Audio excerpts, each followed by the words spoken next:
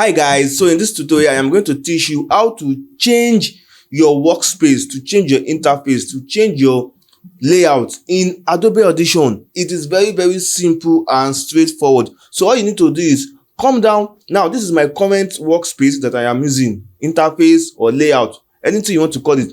All I need to do is I will come to my Windows workspace, then I can choose default. I am currently using the classic workspace because I like using the classic workspace. So all I need to do, come to Windows. Now you can see it has changed to my default workspace. If I go to my Windows, I can go back to my workspace. I can choose editing audio to video. Wait for it, that it has changed. If I go to my Windows, go back to workspace, I can choose loudness. You can see. If I go back to my Windows workspace, I can choose radio production.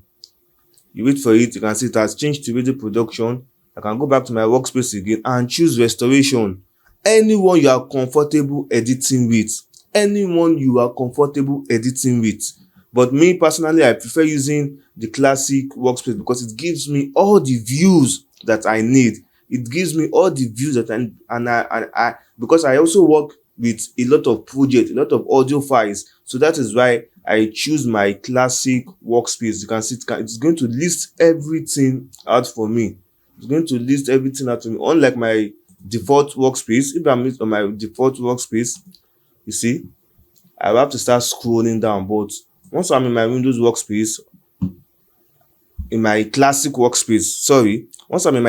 workspace, it's going to list out everything. I just need to scroll down a bit, just a little. So that is how to change your workspace, your layout, your user interface using Adobe Audition. The same thing also applies to Adobe Premiere Pro. Let's say this is Adobe Premiere Pro. Just go to your Windows workspace.